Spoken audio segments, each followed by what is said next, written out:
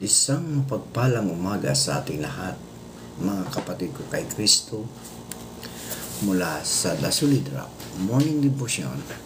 Isang kagalakan na muli tayo ay makapagbulay-bulay ng salita ng Panginoon sa umagang ito. Mga ilang minutong pagbubulay-bulay ng mga salita ng Panginoon upang papurihan at sambahin ang ating Panginoong Hesukristo. Ang ating mong pagbubulay-bulayan ngayong umaga ay matatagpuan sa awit 118, 8 hanggang 9. Ito ang sinasabi: higit na mabuti nandoon kayawi magtiwala kaysa panaligan yaong mga tao. Higit kang mabuting ang pagtitiwalay kay Yahweh ibigay kaysa pamunuan ang ating asahan. Tayo po ay manalangin.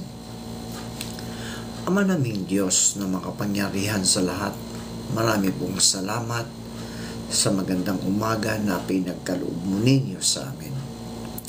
Maraming salamat o Diyos sa isang gabing nagdaan sa aming mga buhay na kami ay iyong iniingatan sa aming pagtulog. Maraming salamat o Diyos sa muli mong paggising sa amin, sa muli mong pagbibigay ng buhay, ng lakas at ng karunungan. Panginoong Hesus, aming inilalapit sa iyo ang aming mga kaibigan na may mga karamdaman o nasa banig ng karamdaman.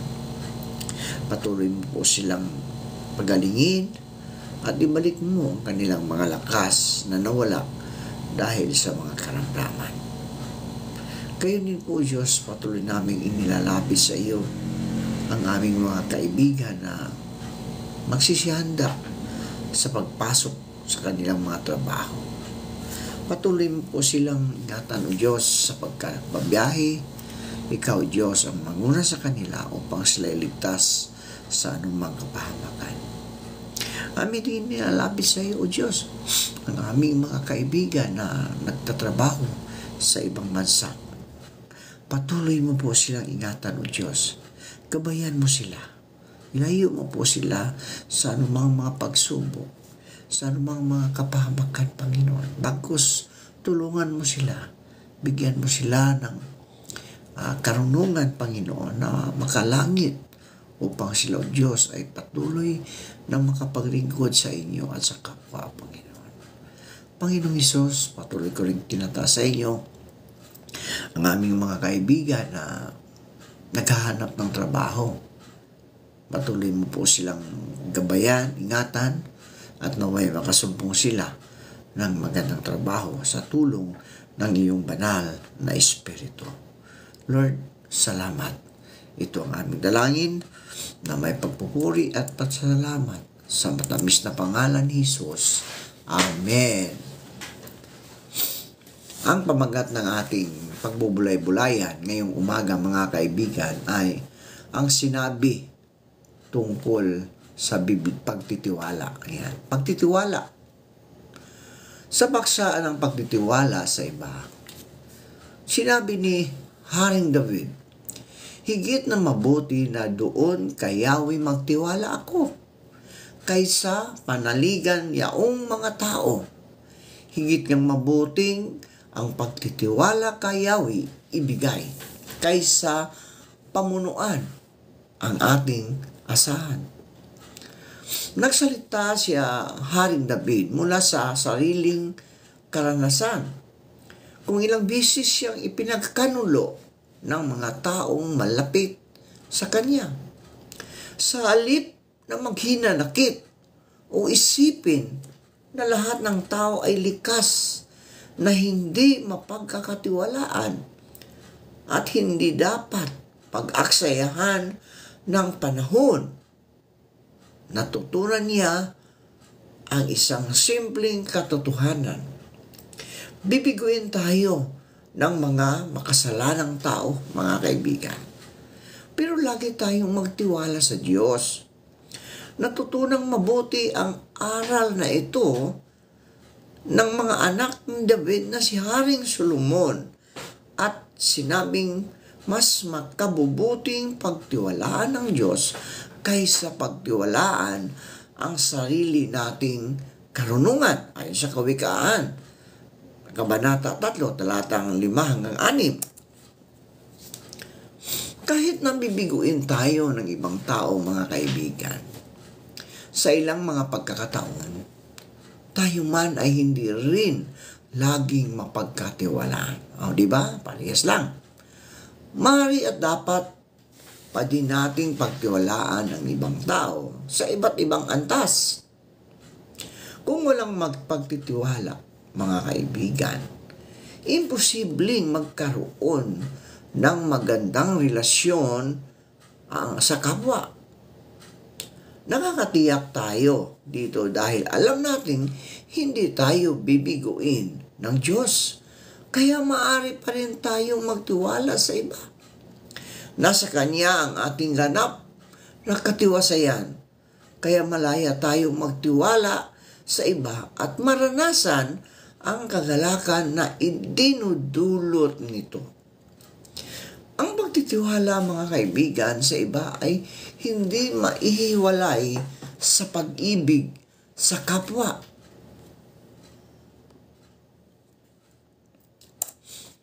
Makakamtan lamang ang tunay na pagpapalayang loob sa pamagitan ng katapatan at pagtitiwala.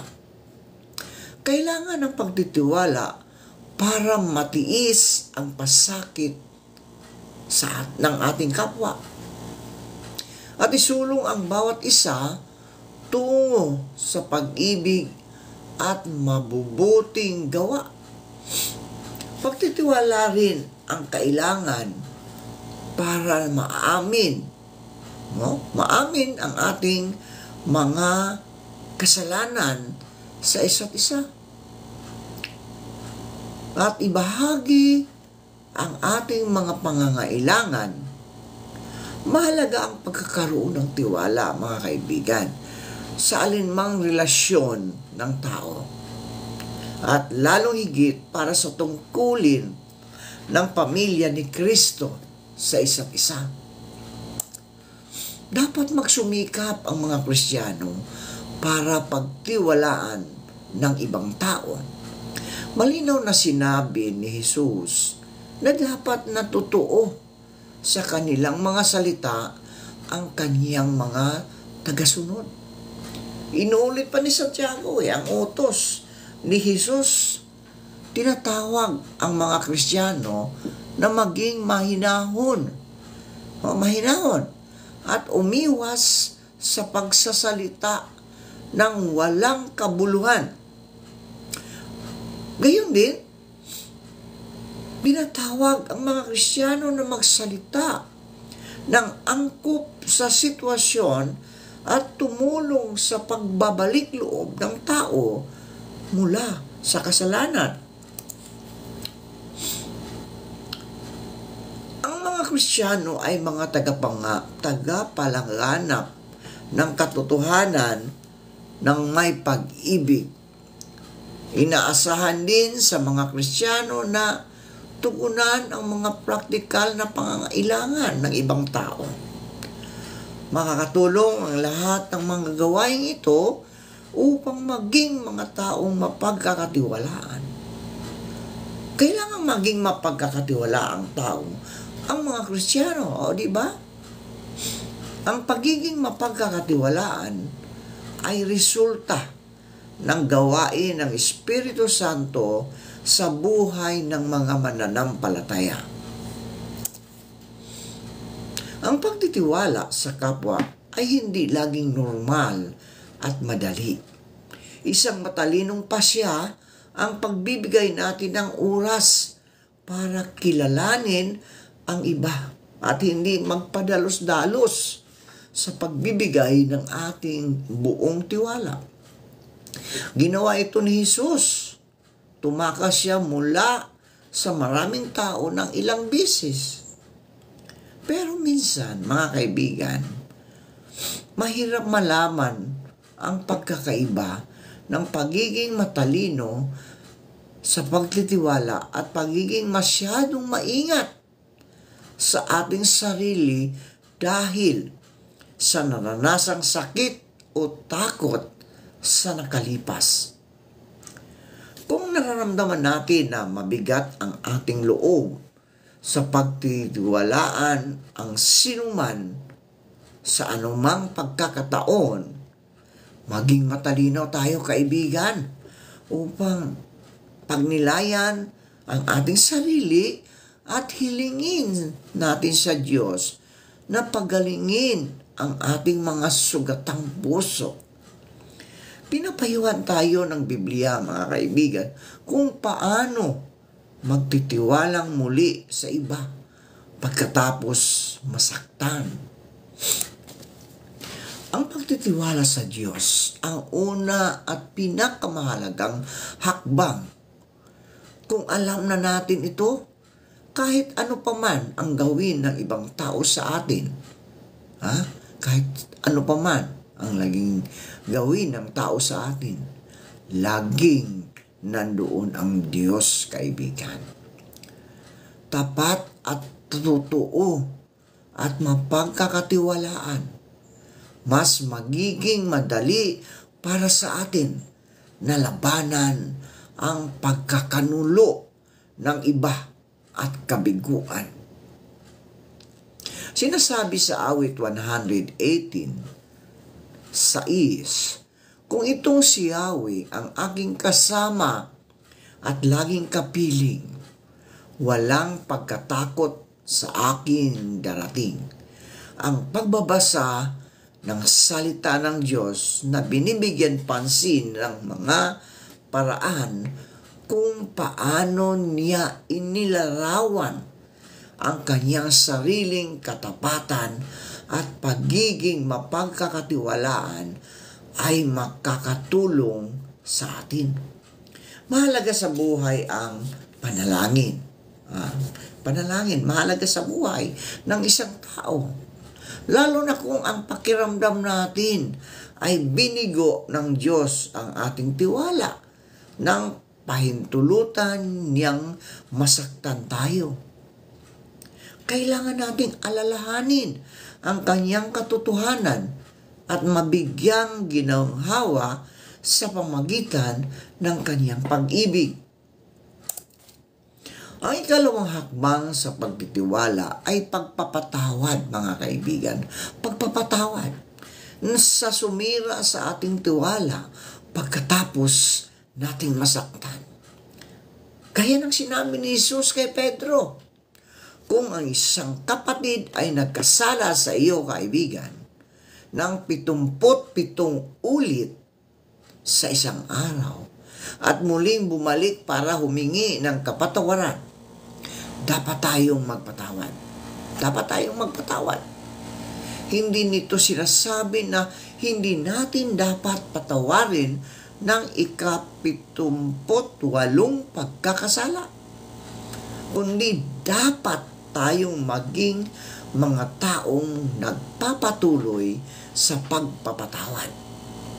Kung paulit-ulit tayong binigo ng isang tao, mga kaibigan, nang walang pagsisisi, hindi natin kailangan ipagpatuloy ang pakikipagkapwa-tao sa Kanya o magpaapi sa Kanya. Ngunit hindi tayo dapat magkimkim ng puot o hindi dapat makaapekto ang ginawa ng taong iyon sa ating pakikitungo sa ibang tao. Kung totoong nagsisisi ang isang tao, kahit na ang taong ito ay puno ng pagtataksil at pagsasamantala sa ating tiwala, bigawan natin ang lubos na pagpapatawad at pagpursige tayo na maibalik at maitayong muli ang ating pagtitiwala sa paglipas ng panahon.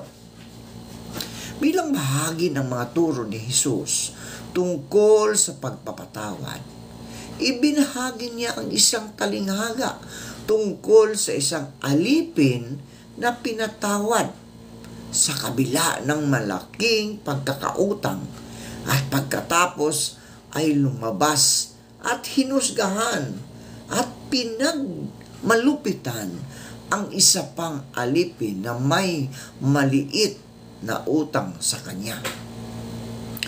Ang walang pusong gawain ng isang malupit na alipin ang nagpapaalala sa atin ng ating pangangailangan ng pagpapatawad. Pinatawad tayo ng Diyos, mga kaibigan. Pinatawad tayo ng Diyos sa ating malaking pagkakasala ng higit na malaki kaysa pagkakasala ng ibang tao sa atin.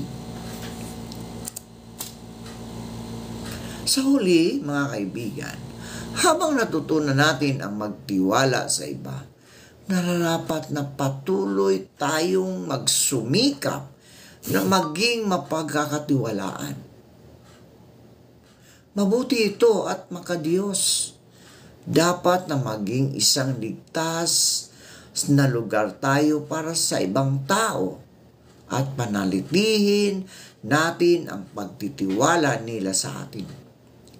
Makilala nawa tayo sa ating katapatan, mga kaibigan. No? Makilala tayo sa ating katapatan at bukal sa pusong pakikiramay sa ating mga kaibigan. Dumaraan ang bawat tao sa mahirap na sitwasyon at kailangan natin ang ating mga kaibigan na higit sa mga panahong tila hindi sumisikat ang araw para sa atin. May mga pagkakataon na hinahayaan nating malugmok ang iba. Ngunit dapat tayong magsumikap na mamuhay kaya ng nararapat sa mga tinawag ng Diyos. Maging mapagpakumbaba, mahinahon at matiyaga at mapagparaya dahil sa iyong pag-ibig sa isa't isa. Mga kaibigan, ito ngayon ang hamon sa atin. Ito ngayon ang hamon sa atin, mga ka-solid rock. Ang pangunahing dahilan sa pagtitiwala sa Diyos ay dahil karapat-dapat siya sa ating pagtitiwala.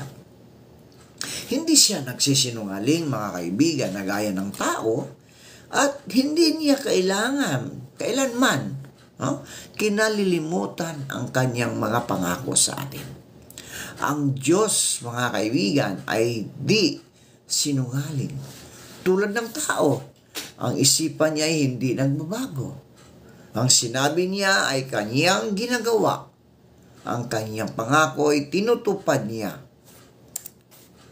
Higit mabuti na doon kayawi magtiwala, mga kaibigan ko, kaysa panaligan ang yaong mga tao. Higit kang mabuti ang pagtitiwalay kayawi ibigay, kaysa pamunuan ng ang ating asahan. Ang ating mga pamunuan ng ating asahan. Diba? So nasalisa si David mula sa sariling karanasan. Kung ilang beses siyang ipinagkanulo ng mga taong malapit sa kanya. Pinagkanulo si Haring David. Sa halip na maghihinakit o isipin na lahat ng tao ay likas na hindi mapagkakatiwalaan at hindi dapat pag-aksayahan ng panahon. Natutunan niya ang isang simpleng katotohanan. Bibiguin tayo ng mga makasalanang tao, pero lagi tayong magtiwala sa Diyos.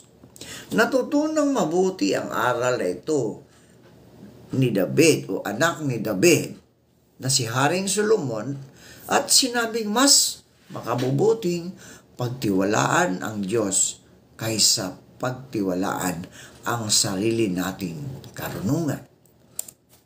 So ang pananalig o pananampalataya sa Diyos ay isang aksyon, mga kaibigan. Isang aksyon na ginagawa ng isang tao sa isip, salita at gawa. Ang pananalig ay hindi kayang pantayan ng anumang bagay. Kung mayroon ka nito, kaibigan, kaya mo malagpasan ang lahat ng problema ng mayroong kalakip na pag-asa sa Diyos. Anong maitutulong ng pananalig sa Diyos sa isang tao, kaibigan? Ang isang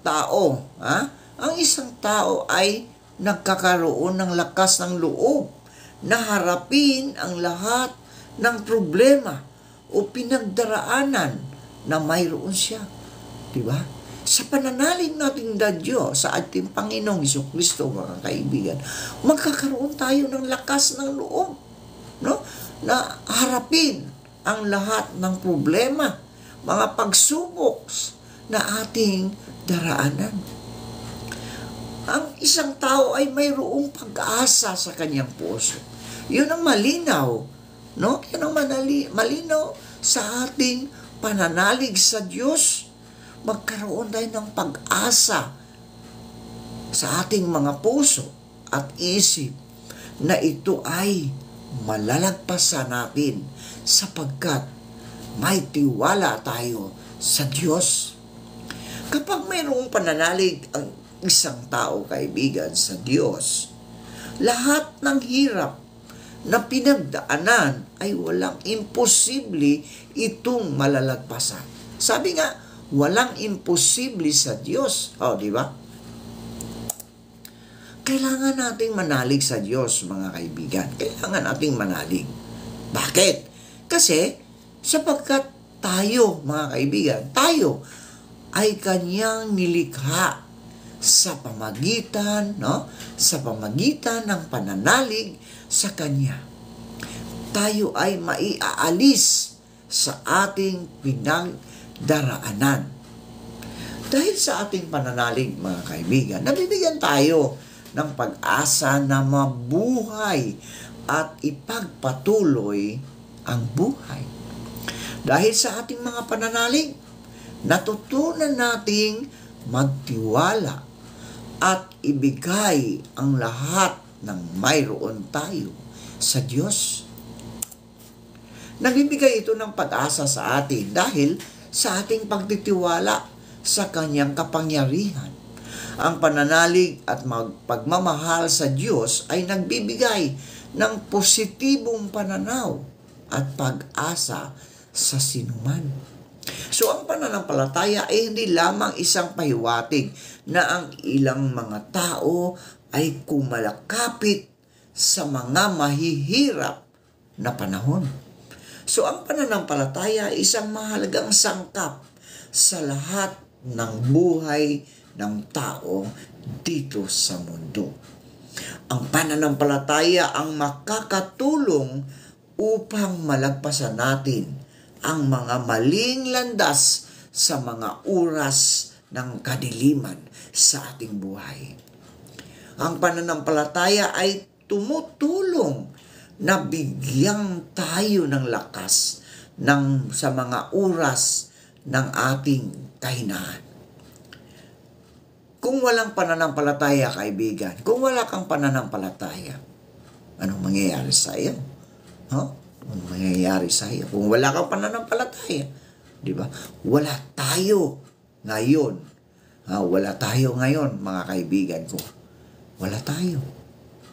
Purihin ang Panginoon. Tayo po ay manalangin. Marami pong salamat, Panginoon, sa mga salita na aming napagbubulay-bulayan tungkol sa pagtitiwala. Lord, inaamin namin sa panahon ngayon, mahirap magtitiwala sa tao. Pero ang sabi mo naman, dapat matalinong pag-iisip, pagtitiwala upang hindi mapahamak. Lord, salamat. Salamat sa iyong mga reminder sa amin bilang iyong mga anak. Totoo nga po, O Diyos, na hindi mo kami iiwanan ni pababayaan man sa lahat ng aming mga ginagawa, sa lahat ng mga pagsubok sa aming buhay. Naroon ka upang kami tulungan, gabayan, at magkaroon ng isang magandang solusyon dahil, O Diyos, sa iyong banal na Espiritu Santo na siyang nag-uudyok sa amin.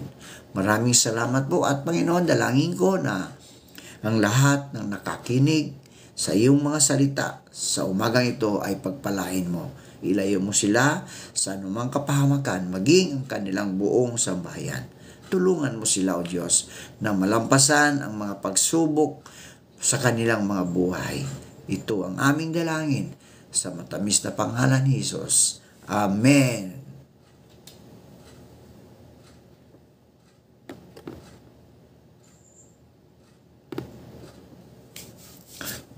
Lagot ka lang, mamaya ka.